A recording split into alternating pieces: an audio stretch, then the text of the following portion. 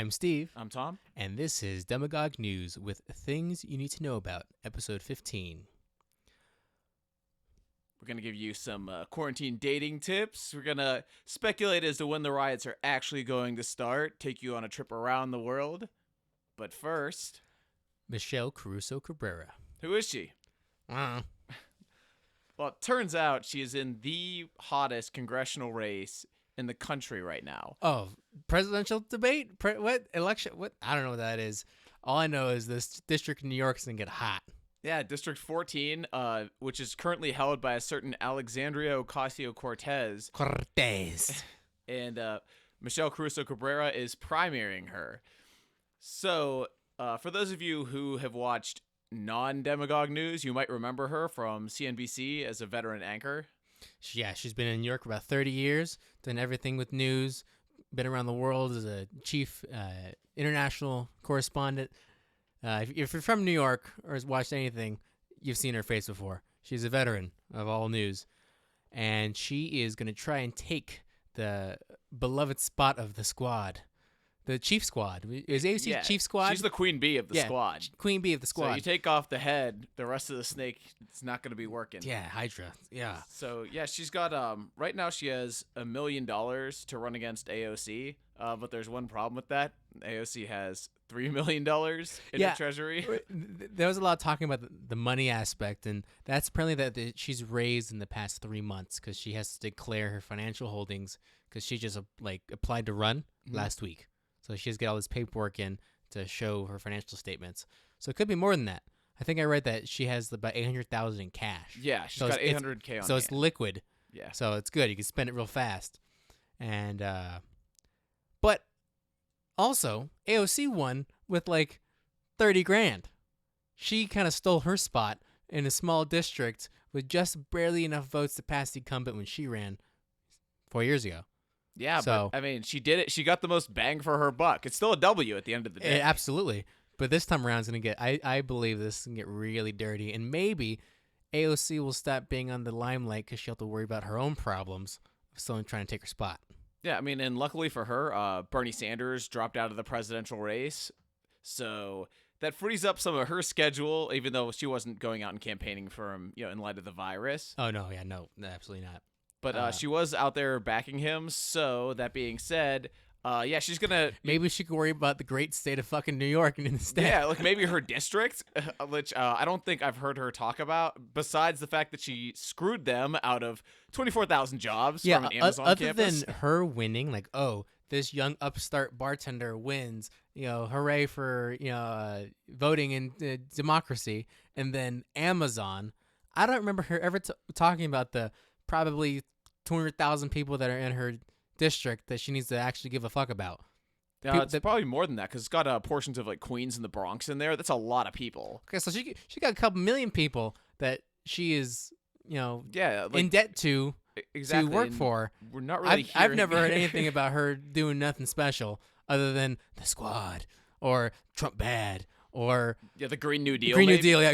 Hey, there was that one time when she was working with Ted Cruz on term limits. Where was that AOC? That was an AOC I can get behind. Yeah, but other than that, it's been kind of all over the place. So, Caruso-Cabrera, we'll just call her MCC for short. MCC. Yeah. So MCC. I like Caruso. You like Caruso? Yeah. Remember, what if she prefers Cabrera? Like, what was the book? Crusoe, Family Robinson. No, so that's the Swiss Family Robinson. Robinson Crusoe. Robinson Crusoe. Crusoe, but not Caruso. I don't give a fuck. Same thing. Close enough. Robinson Crusoe. Anyway, she's a woman all by herself fighting against the man, the woman, AOC. I mean, if anything, the man is backing Caruso-Cabrera. They are. Yeah, the United States Chamber of Commerce has endorsed Cabrera. Yeah, mainly because, AOC doesn't like the United States or commerce, for that matter. But she likes chambers. She likes to be.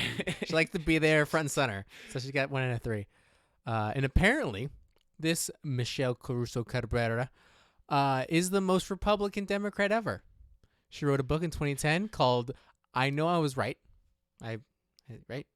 You know I'm right. The book is called "You Know I'm Right," and the book is about fiscal responsibility, personal responsibility, and all these great, wonderful things that are very conservative Republican. And I totally believe that that's going to be what's going to take her all the way is her platform. And what's the name of her second book, by the way? She has a second book? It's was it Less Government, More Prosperity? No, then that's the subtitle. Oh, that's the subtitle? Yeah, I'm right. Less government, more prosperity. Yeah, okay. Yeah. Man. Amazing. Yeah, that's but I mean she's definitely going to get a lot of flack from those same constituents that elected AOC. Like Probably. But I think there's because since we've never heard anything about her district or how well New York's been going or doing or how well she's been doing because she's on the Trump man bad squad. Yeah. And on the new Democrats in the House that are going to change everything, that they're going to revolt against everything that she's been doing and just go to the opposite side, a la 2016. So now they have a person who is moderate, very moderate, probably has very socially democratic views. Yeah. Is very fiscally responsible, cool, and is also older, smarter, and has been around longer. I think that she's got a very, very good chance. And to bring it back to Amazon, MCC is for getting that campus in that district and getting 24,000 jobs. I believe actually she was one of the ones that first espoused how good it was for Amazon to do it, and then AOC trashed it all with this whole, don't move in here and gentrify. Blah, yeah, blah, blah, it's blah, like, blah, blah. you're ruining our community. Right, by not giving 25,000 people employment that might not, but probably better, higher paying employment than before. Yeah. To work for Amazon. It's like, oh no, we're not letting evil corporations in here. Jobs?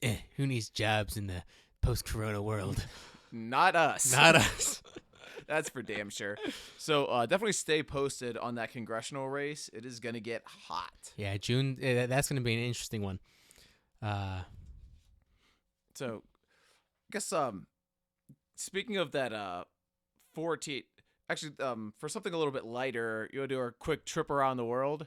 Oh, yeah. What do you got, Tom? So, what's happening that's not Corona? Well, it's still Corona. It's all Corona, actually. So Japan, still possibly banning U.S. citizens from coming over. We know Hong Kong definitely is banning U.S. citizens. Yeah, 100%. Me and Tom had this clever idea to get a really cheap fucking flight to Hong Kong and check it out. But in there, they are not allowing non-residents of Hong Kong to go. So SOL, and Japan's doing the same. That was on a press conference. Was a question? Yeah, he had been asked about Shinzo Abe. Can't blame him. Yeah, you can't. But you got to look out for your own team. Right. Sweden only closed high schools and colleges, and restaurants are still open. Bars are still open. I want to say that they're allowing gatherings of up to 50 people, but borders are still open. Grade schools still open. Yeah, they're fine. Children don't get sick at all. They'll be totally fine. Yeah. Oh, they're gonna bring it home now. It's fine. That's the fun. It's so cold out there. The virus just dies. Yeah, exactly. Yeah, it's fine. They just got out of winter. Winters suck in Sweden. Come on, cut them. You got to get the people out with their 70% income tax with all the money that they don't have. Yeah. Yeah, it's fine. That's gonna be an interesting one. So all these countries in these the Norwegian areas, this Nordic areas, states. Yeah, they rely a lot on oil, right? Well, Norway does, not Denmark or Sweden. Oh, we'll have to talk about that because OPEC's falling apart and the Yeah. price of a barrel of oil is down the shitter. I'm sure you've seen gas prices on the little that you've been driving out there. It's cheap. Been participating in those gas prices. It's been pretty nice. Yeah, it's real cheap. It's like 2005 right now. Yeah. It's real cheap. So that's gonna be interesting to see from those countries that rely so much on oil. Yeah, check in for our next episode on that because this oil war between the Russians and Saudis is definitely that's gonna get spicy. Yeah, so going back, Germany 0.6% mortality rate, but they also have a lot of tests out, so it kind of dilutes like our mortality. Do they have a lot? Yeah, because that's the interesting thing is that Germany has a very low mortality rate. Yeah, they versus do. even us, which has a good mortality very, rate. very proactive on testing. Okay, like with us, it's don't get tested unless you're symptomatic. Or everyone's getting tested. Yeah, everybody's getting tested. Oh, so there's a lot more negatives just because everyone's getting the test kit. Yeah, and they're getting a much more accurate mortality rate than we are. Right. If everybody that comes in is sick, that's already a notch against you. Mm-hmm. Like you already got something going on, and then it's the Rona. Okay, that's another thing. That makes sense. Yeah, so and I'll go back to those mortality rates a little bit later, but South Korea, things are opening up over there. They've had a lot of testing procedures in place because they got hit hard with MERS back in the day. So Yeah, apparently, and the origin of the coronavirus in South Korea is from a place called Daegu in South Korea. That was one of the first spots. And as of today, there are no new cases in that area. So they're, ahead of the curve. Yeah, well ahead of the curve. So, good for South Korea. Good for them. To my personal favorite country on this list, it's Belarus because they've closed down nothing. Belarus. Get that Russia with love, baby. Yeah, President Alexander Lukashenko encourages people to go to saunas, drink vodka, and ride tractors and ignore the psychosis that's infected the rest of the world. Has there ever been a more Russian way of saying things? Belarusian. It's still the Iron Curtain in my life. Yeah, no, they don't give a fuck. And I don't think they have a lot of problems there either. Not really, no. I mean, there's only, their official count of fatalities is like 20, but that's because a lot of the stuff isn't getting reported. Possibly. I don't know that about the being said, Belarusian hospital system. Silver lining, the Belarusian Premier League soccer is gaining a lot Sports? of traction. Yeah, because they're like the only country in Europe right now with sports playing. So a lot of people in the UK and other European countries are watching their league because they can't get nothing here. Yeah. That's hilarious. Oh, Manchester United, screw that. Belarusian front. Let's go. That's hilarious. So, this Lukashenko guy is a genius. Esports is becoming a very big thing right now too, with the lack of conventional sports now, because people are watching a lot more of that just to get some type of content in. Something. I know. That being said, on Belarus, about 150,000 Belarusians have signed a petition to initiate a lockdown. I don't think Lukashenko is going to listen to them because he's the man. Yeah, I don't think that their ability to protest is as great in Belarus. Nah, I can imagine freedom of speech is, low in the list. Yeah, they consider it capitalist propaganda. Blech. And then last but not least, we've got Denmark and Austria are planning to open up their lockdowns within the month. Wow, that's early. Yeah. Austria? Like the one next to Germany, Austria? Like Vienna, Austria? Yeah. Interesting. Yeah. I wonder how many Germans I'm like, dude, this shit is so fucking gay. I sit in the house all day. Hey guys, let's take a day trip to Austria. And don't come back. Well, no, the border's open. Yeah, that's true. So go over to Austria and then give everybody else the Rona. Yeah, it's fine. Yeah. That's a big thing going on with the EU is their Schengen area of being able to go through each country that's in the EU easily. That's all being changed. I wonder how that's going to work with if Austria is the first to open in that area. How would that work? Yeah. Yeah. Well, we're all going to find out soon enough. Yeah, we definitely will. So speaking of the EU, the EU has just passed, as of today, a $500 billion coronavirus rescue package, which is a surprisingly low number. Yeah. $500 billion. Like, we just spent $2 trillion in the past 2 months, and that might be updated again. We might see a phase 4. Right? Yeah, we might see another chunk of change coming through. But the EU has almost double the amount of people inside its area, and that's a quarter of the money. Now, 500 billion euros is about, the exchange is probably like $700 billion. Probably, but still, so a third. That's not a lot. So I'm wondering, these countries, Italy, France, are they expecting to have their own money in conjunction? That's probably what it is. So this is just like an extra. This is the federal government on top of the states. Yeah, type of deal? Like, imagine Trump just having an even more state-based approach, as in use your own state funds. He's like, okay, we'll give you some money, but California figure it out. Yeah, maybe. Exactly. Like it, and he's getting a lot of flack for not like making this a hugely federal thing. Like, look at the Europeans. It's all federal fucking well, everything's sovereign state-based, which they've been against sovereignty for forever. It's kind of funny that now they're like, oh no, now you guys take care of your own problems. Yeah, we'll kind of help you out. Yeah, Brussels, I'm sure, is trying to work that out really fast with their not bureaucratic shit show of the fucking super EU. Elected officials. No, none of them are elected. That's they're all, the joke. They're all appointed. Everyone that runs the EU is appointed. Talking about representation. Speaking of representation, South Africa may be highly unrepresented in the coronavirus cases. Right now, even hospital professionals in South Africa are concerned because they're not having really any. Their scales starting up in that classic exponential curve that we were seeing. But last Saturday, it dropped sharply from 250 cases a day to 14 and is leveled at about 50. So they're having a really sharp drop in coronavirus cases. And their fear is that everything's waiting, like the incubation is all started all at the same time. And it's going to be just a tsunami hitting South Africa, hitting these African countries. And that's going to be interesting to see because I don't have a lot of faith in the South African healthcare system at all. Or government, for that matter. They're pretty corrupt. Yeah, most of them are. Yeah. And I imagine that they're, because they're on a lockdown. They're on a pretty rigorous lockdown. And there's been videos of people getting beat if they leave their houses. Pretty rough. South Africa. Oh, South Africa, India. Oh yeah, definitely India. They don't. Like, those countries don't play around. The police don't play around. Yeah, if you try to leave cities in India, you're getting your ass beat. Yeah, with like batons. Yeah, it's terrible. So that's gonna be an interesting thing to see. We've had our skepticisms on India and South Africa and their ginormous lack of cases. Yeah, the numbers just don't make sense. Don't make any sense at all. So if they're concerned about it, that's an interesting thing to see. And that's about around the world. Got anything else, Tom? No, but I would. We were just talking about ass beatings. So as far as civil unrest goes, that's going to be my interesting thing to see in the next couple of weeks.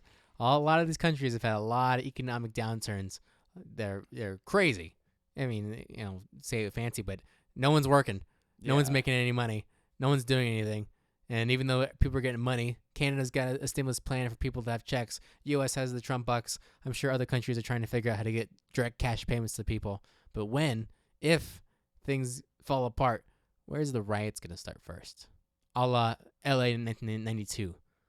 Are you talking the U.S. or worldwide? Worldwide. I'm everywhere. I would say the developed world is a lot less equipped to handle that. Like actually, I should rephrase that. The developing world, much less equipped to deal with this. Emerging marketplaces. Yeah. So especially in the Middle East, with oil prices dropping, I could definitely see a lot of men out there are unemployed.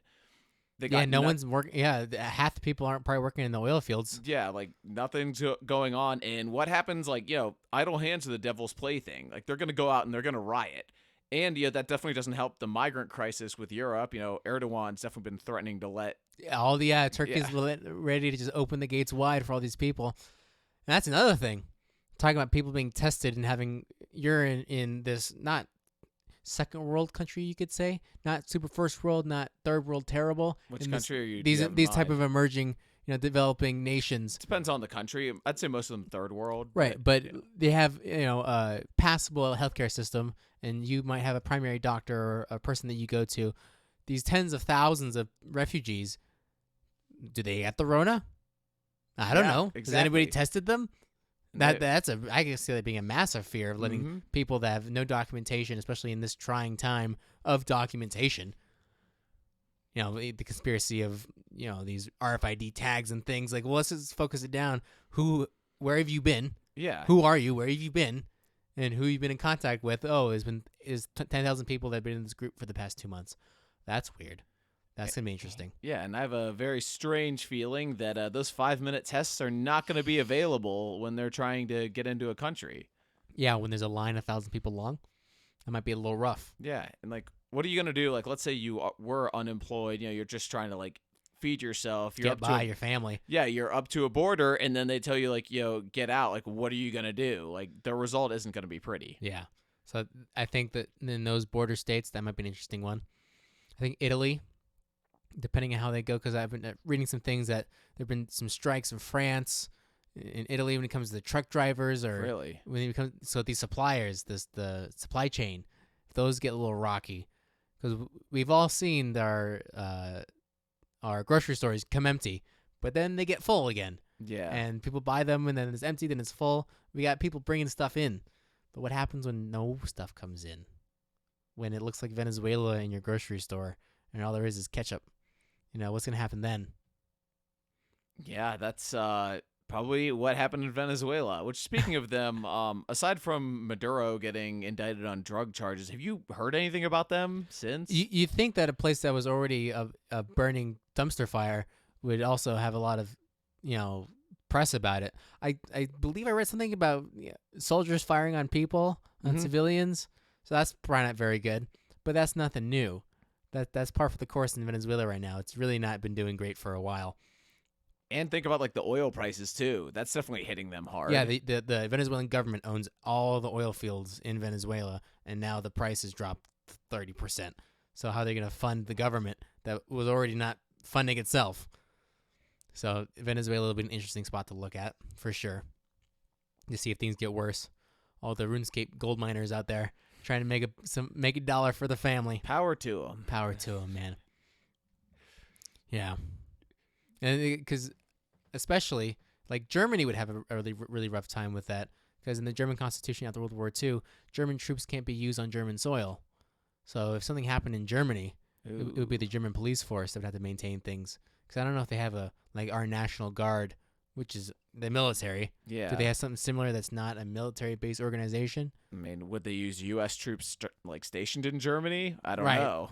Yeah, and Dusseldorf will come out, all the American GIs.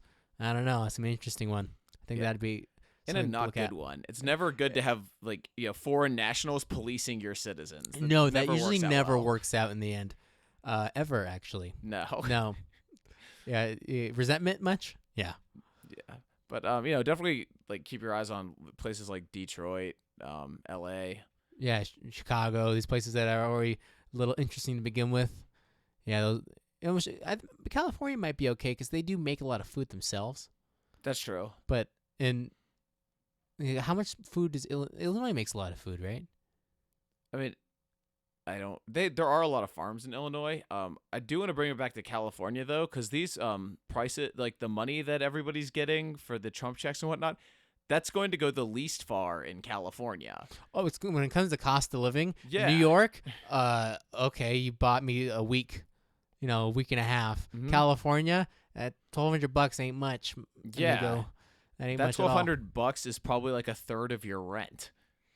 Oh, if you're living somewhere expensive, there's plenty not expensive places in California. Even in San Francisco, you probably find some place that's not terrible. It might be just a room, and it might be really small, but people will get by. Yeah. But I could absolutely see people that were living above their means and living a nice lifestyle with no money left over. You mean the California lifestyle? Yeah. That will be very interesting. Especially if you're just single.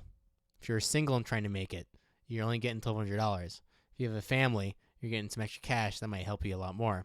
You got a husband and wife with the kids, 24, $3,000, $3,400 per family. That number's been thrown around. That might help a little extra. But still 4 mouths to feed as opposed to 1. Right. But, no more filet mignons.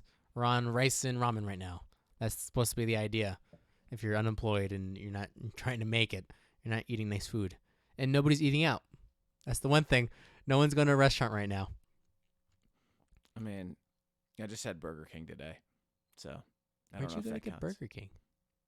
Yeah, south side of town. You It was delicious. Don't judge me. So, also a weird thing about, we're speculating about riots here, and I'm kind of looking at the source of the riot, quote unquote. So bringing it back to H1N1 swine flu, right. and mortality rates, the initial fatality rate that we had was 1%. But ginormous. That's huge. Yeah, after everything was said and done, though, it was actually 0.2%.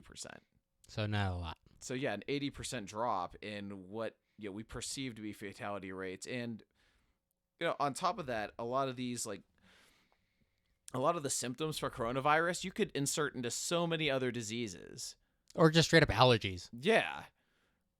So it's almost like I think that the symptom is the fact that it's unknown. Whereas the flu, tens of thousands of people in the United States die every year from the flu, and we don't give a shit. It's there's risk in life. It's the way that business goes. Yeah, less than half of Americans get vaccinated for the flu, but I don't get coronavirus. vaccinated. Yeah, I don't even remember the last time I was vaccinated for the flu.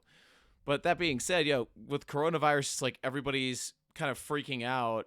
Nobody knows what to do. We're walking into the unknown, and that's kind of where that always drives panic. I do think that in the coming months, maybe the coming years, there's going to be a consequence to these media companies. Definitely. There's going to be a massive consequence. You can't yell fire in the theater. Can't yell fire in the theater. And let's look back to January when things were happening in China, and the Wuhan novel coronavirus, Yeah. as it was called in January. It's a thing to look at. Let's keep our eyes on it, but nothing too crazy.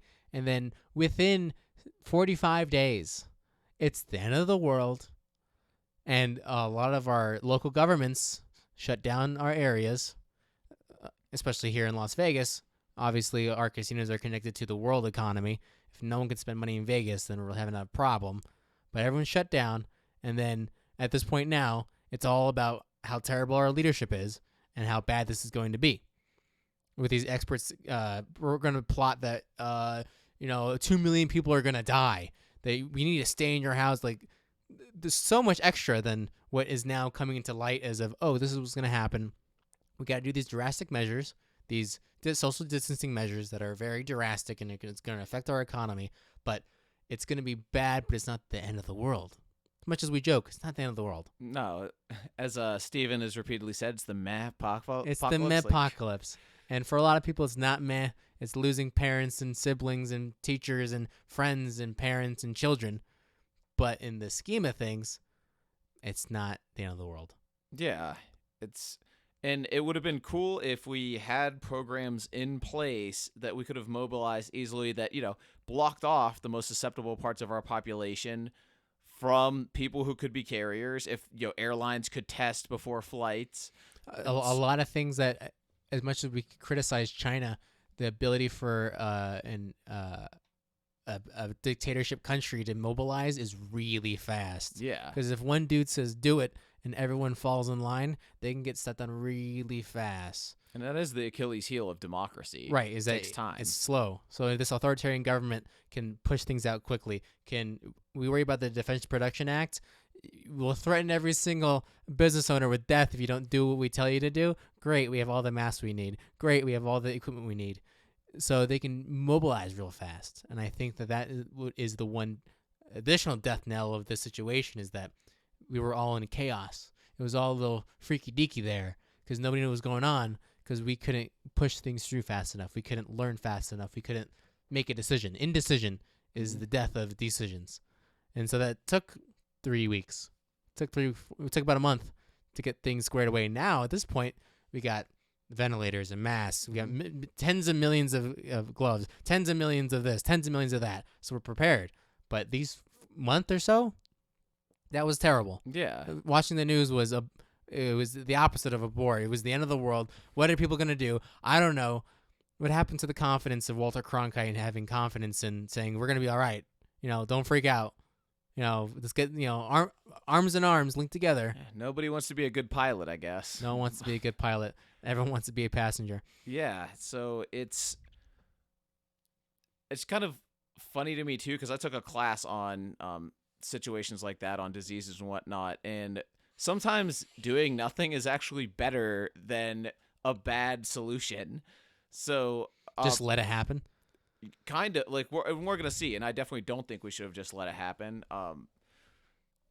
But we'll judge this in hindsight. I mean, Dr. Fauci said today that, the models are... Well, they're changing every day. Yeah, they're a hypothesis, but the data is real, and the models change based on the data. But we're finding that things are not nearly as bad as we had originally predicted. Now, is that because we took the right measures, or is it because we didn't know enough about the virus? Two big things. We do know that the virus is bad. If you get it kind of bad, it's a really rough flu. Yeah. And it sucks. If you get it bad, it leads to terrible, outcomes. Kidney failure, scarring of lung tissue, death. Dying is the worst consequence. Dying. Yeah, it is. And if that's a loved one, then that one death means the world to you. Yeah, no one cares about the typhoons in China when you have a toothache.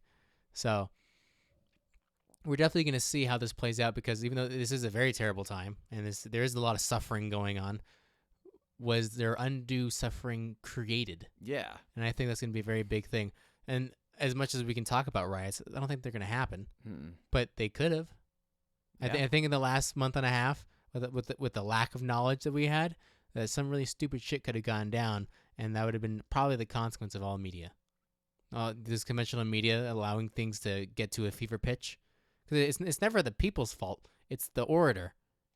The demagogue is the one who lets go the spiel of what controls the perception. Right, and that's exactly what happened until I'd say things have calmed down in the last week because we understood, we had knowledge, we had information that we could work on. But yeah, this is supposed to be the roughest week as far as casualties go. As they've said, yeah. I believe 800 people died in New York yesterday, and the normal death rate in New York on average is about 140 people a day. Damn. But that's just like everything: old people, murder, car accidents. 140. So they had an extra 900, an extra 800 people die yesterday. These, you might have seen pictures of freezer semis to haul dead bodies. That is a very black plague. That is rough. We got to move them. In Italy, they were just on the streets. They were just lined up in hospitals. They had rooms full, like a person's big and dead weight's heavy. Yeah. So like, getting these people out and moving them. There's an article written that they're going to start putting graves in parks in New York. Jeez. I told you about that, right? Central Park is a cemetery? Yeah, it's not That's a place creepy. to go take your kids anymore. Oh, man. Or even worse, they don't make it a grave, an actual cemetery area, but then there's dead bodies in here. The dead are here. Okay. That's even worse. Bring your Ouija board, kids. There you go. Yeah, that's going to be interesting. Yeah, New York, I got a friend out there in New York, and he's told me it's just business as usual for the quarantine, just sitting down, doing nothing, using apps to talk to people. He's a personal trainer, so he's doing stuff over FaceTime and deal. So, in that ultra-dense area, much as it sucks, like nothing's too crazy. Yeah. The grocery stores are open. Yeah. Yeah, that's it. I don't know. I have a friend who lives in New York City too, and I think he's been outside 4 times in all of this. So don't forget to take your vitamin D though. Sunlight's an important thing. Depression is the easiest way, and it's a very good segue to understand how when Trump says the cure worsens the disease. I believe I read an article that every uptick of 1% of unemployment, the rate of suicide goes up. I think 5 people per 100,000, or 50 people per 100,000. But if there's a 30% unemployment, that could lead up to almost 2 million suicides. It's a lot more than the 13,000 people that have died in the United States from the coronavirus. There's 2 million people that kill themselves. Yeah. So make sure to don't get too depressy out there. Life's rough, but it's not the end of the world. It is, and that's funny. I'm glad you brought up mental health because there is actually an example in the past of this in Toronto during SARS back in 2003. So like. In Canada? Yeah. Huh. Because Canada actually, like the city of Toronto specifically got hit pretty hard with SARS. So 15,000, it was over 15,000 people were self-quarantined. I want to say their time span varied, but on average it was 2 weeks. And some of the results that they got from them was like almost 29% of them displayed PTSD symptoms. 30, like a third of them depressive symptoms. There was substance and alcohol dependency up to 3 years after the quarantine for some of them. And, basic, loneliness, sadness, fear, stress, anxiety. Negative emotions. Yeah, and it was all from this lack of human content. And the internet was around then, but they didn't even have close to the technology. 15,000 people that was the sample size that had that much? Yeah. We're I believe the last counting is 4.6 billion people are under quarantine right now. Jesus. So more than half the world. Yeah, this is, and again, this was a small sample size. That being said, though, one of the things I found interesting about that specific study was that a lot of them were depressed because they felt that people treated them differently after the quarantine. Is there going to be post-corona? What would that be? Not racism. Like suspicion. It's like suspicion of other people. And that's what I was talking about yesterday. In the next coming months, the suspicion level is going to be crazy. After 9/11, there was a joining of hands. George W. Bush had like a 90% approval rating. We were going to get the bad guys, but we can't get this bad guy. The suspicion level is going to be through the roof. The invisible enemy. It's going to be that interesting. It could be hiding in your friend. It could be, and it's not even his fault. Yeah, exactly. Like that's the thing. Like it's not like malintent. It's no, yeah. There is no bad guy that you can get. There's no vengeance. There's no revenge. There's no getting back. There's no tit for tat. Yeah, and that's actually kind of like disempowering to people. It's the fact that there's an enemy out there and you can't like okay, for 9/11 it was the terrorists. Like let's go get them. Yeah. Yeah, for this it's stay inside Wash and your hands. hopefully this blows over. Yeah, mental health is going to be a very important thing.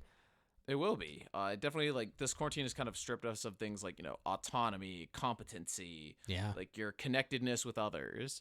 It's our social areas, our ability to be social. I mean, we're roommates here. That's great, but and have you really interacted with people outside of the small group of people that you normally interact with? No. It's I think I regularly interact with 3-4 people, maybe 5 including you. And 1 to 2 face to face, 1.5. Yeah. Yeah, me and maybe another. Yeah. The ability to be social is to be human. Our social environments and our social connections with people are very vital. I know I'm kind of missing it. Yeah, I am. The government tells me to not go out. Maybe I do want to go out now. Well, goddamn, I do want to go out. I want to go to the club now, even though I hate clubs. No, but now I can't. You cannot. Yeah, the social net is very strained right now, for sure. Yeah, so that's hopefully to get through that, if we're continually, at least I know it's like putting a Band-Aid on an open wound, but FaceTiming or calling people regularly. Another thing that I guess during my research was like you're creating a routine actually makes you feel like you're exerting control over the world around you. God knows I've lost all semblance of time. My hair looks great right now. Took a shower at 9 p.m. yesterday. But with the lack of employment, that is a big it's the anchor. It's a rigid routine you must do. You wake up, you go to work, 9 o'clock, 5 o'clock comes around, you get off work, you come home, wife's there, kids, the idyllic little deal, 9 to 5. Now no one's got that. People have all lost semblance of that routine, and making your own. You haven't made your own since you were 5 years old. You were in school, you were in college, you had a job. People don't do nothing, and now people are doing nothing.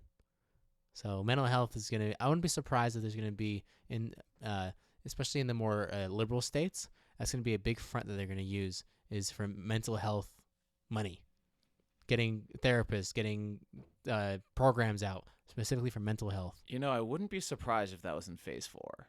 Yeah. If they're that forward thinking, which politicians seldom are. But I'd see it as much as it's sad to say that mental health is very much a liberal ideology, as it affects everybody and is vitally important to everybody, no matter which side of the aisle that you're on. Yeah, the United States is kind of archaic in its view of mental health. Right. It's until recently, in the last couple of years, it's hit the back burner for a long time. Yeah, it's like, hey, take these pills, feel better, get out there, champ. Yeah. Just don't be sad. How about that? Yeah, it's like, hey, quit being. What did I just tell you? Get back to the pharmacy, CVS. Like, who are still open? Thank you, CVS. Sponsor us, please. By the way. And. Yeah, I think I wouldn't be surprised if there's a large push towards mental health to make sure people maintain. Because these idle hands, these devil's playthings, this is when people start acting a little weird because they can't do anything. And, don't put baby in a corner. We are now baby in corner.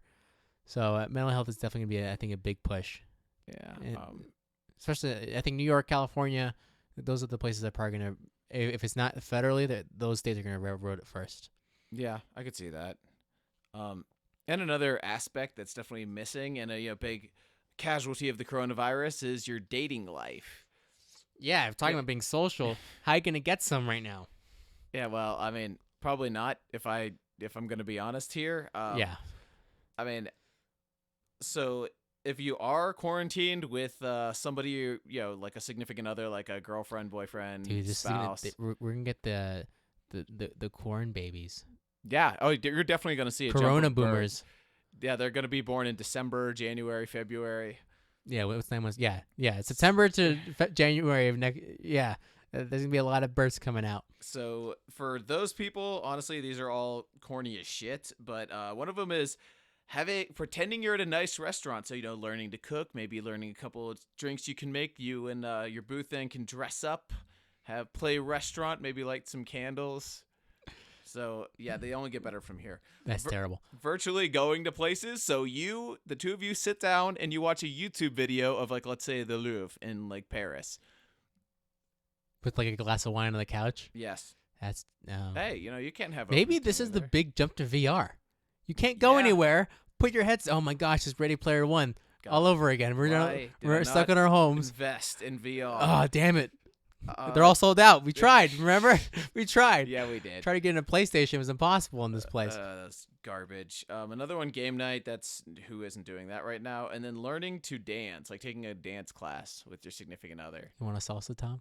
Want a tango? Funny you should mention that. I read this article that was like about this guy talking about like, oh, well, some of these roommates are starting to fall for each other now. So, if any of our listeners are shipping me and you, this is a time, if any. No homo, bro. Yeah.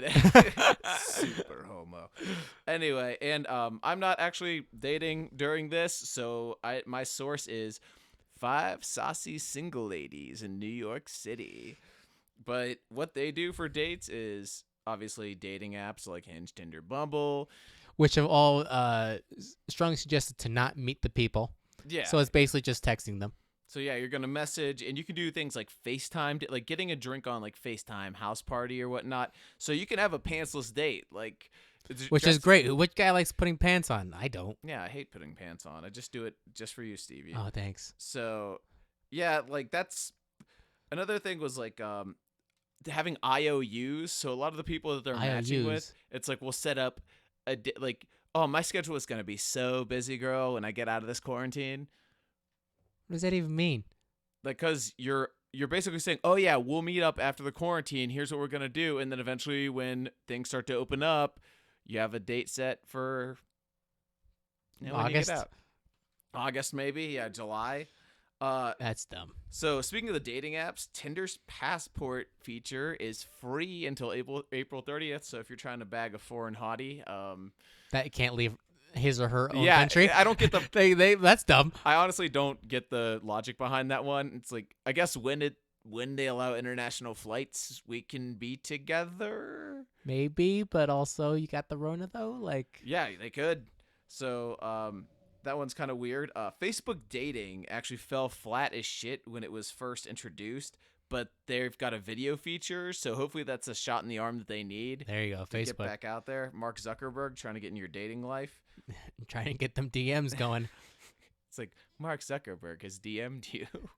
Shit. It's like, just you and me, baby. Just you and me. I watch you through that phone. Through that webcam. And then, like, old school phone dates. I saw that was on there, which is kind of weird. So just like talk to a person on a phone, maybe? Yeah.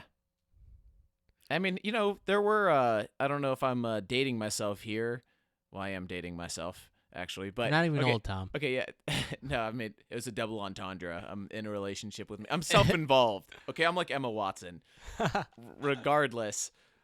Yeah, so dating like the phone sex hotlines. Remember that was a thing where you would pay to have these Rocco's Modern Life right there. Was that was on an episode? He was a phone sex operator. That was his job. Really? Man, I never put that together as a kid. Yeah, dude, we need to get him. That's the business we got to get on right now. We got phones. Let's get hired on to phone sex operators. I mean, I know we have a podcast, but do you think our voices really like? We got good microphones. Like, I don't know. How much toilet paper you got, baby? Ooh, put on that soap. Ooh, yeah. Let me wipe those tears away. Yeah, with my gloves on. We'd be great. Vote for us. Yeah. Facebook.com/Demagog News. Let's go. Twitter @Demagog. DJNcast. Yeah, for real though. So yeah, those are all like, I don't know. Have you attempted any dating like for the quarantine? Oh God, no. Nah. I had threw Tinder on for a hot second to see how it would be, and then I thought to myself, this would be really strange because when you're coming to my house, now you're gonna come to my house though. But what if you got the Rona? You don't even know. What if you're asymptomatic? I don't know about that. So I think that's gonna be a lot of people. They're gonna be like, I don't know. Get a test. Let me see it. Yeah, like get it. If the 5-minute tests are out, you can screen that shot. Like, just take a picture of that right away, send it. You're good to go. Yeah, clean. I'm clean. Yeah, that's gonna be interesting. Yeah, our societal interactions are gonna be very different for the next couple of years. How we're gonna interact with strangers, because people that we know we're gonna be familiar with, but the strangers that we meet that we want to interact with and make friends with, those interactions are gonna be very different in the next year or two. With this post-corona suspicion. Not if you recognize their voice from a certain hotline. Hey. We're going to be famous, Tom. We're going to be famous. And got anything else, Tom? Other than that, stay inside, stay safe. Like us on Facebook. You can catch us on Spotify, all that jazz. Keep your head in the swivel.